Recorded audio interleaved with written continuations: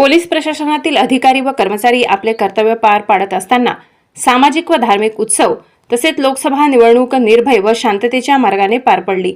या दरम्यान कायदा व सुव्यवस्था सांभाळत पोलीस प्रशासनाच्या वतीने चोख कर्तव्य बजावले। या दरम्यान कर्मचाऱ्यांनी आपल्या कुटुंबाची जबाबदारी सांभाळत असताना खऱ्या अर्थाने आपल्या घरातील महिलांनी सुद्धा आपले घर सांभाळून सहकार्य केले। पोलीस प्रशासनात कर्तव्य म्हणून सकारात्मक विचारातून जीवनात यश शक्य आहे व सकारात्मक विचारसरणीतून समाजाची प्रगती करू शकतो, असे प्रतिपादन जिल्हा पोलीस अधीक्षक बच्चन सिंह यांनी आपल्या मुलाखतीतून केले।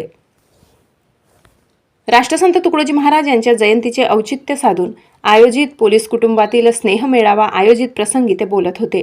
कार्यक्रमाच्या अध्यक्षस्थानी जिल्हा पोलीस अधीक्षक बच्चन सिंह होते। प्रमुख अतिथी मनोहर दाभाडे, पोलीस उपविभागीय अधिकारी डॉक्टर राजीव बोरकर, ठाणेदार मनोज केदारे यांच्या प्रमुख उपस्थितीत झाला। सर्वप्रथम राष्ट्रसंत तुकडोजी महाराज यांच्या जयंतीनिमित्त प्रतिमेचे पूजन करून कुमारी शची पल्लवी मनोज केदारे या चिमुकलीने राष्ट्रसंत तुकडोजी महाराज लिखित प्रार्थना गायन करून उपस्थितांची मने जिंकली व स्नेहमेळावा प्रारंभ झाला। निवडणूक दरम्यान कर्मचाऱ्यांनी कर्तव्य चोख पार पाडले। या काळात मोठी कसरत करावी लागली। पोलीस कर्मचाऱ्यांमध्ये सकारात्मक ऊर्जा निर्माण व्हावी यासाठी ठाणेदार मनोज केदारे यांनी बोरगाव मंजू पोलीस प्रशासनाच्या वतीने पोलीस कुटुंबातील स्नेह मेळावा आयोजित केला होता।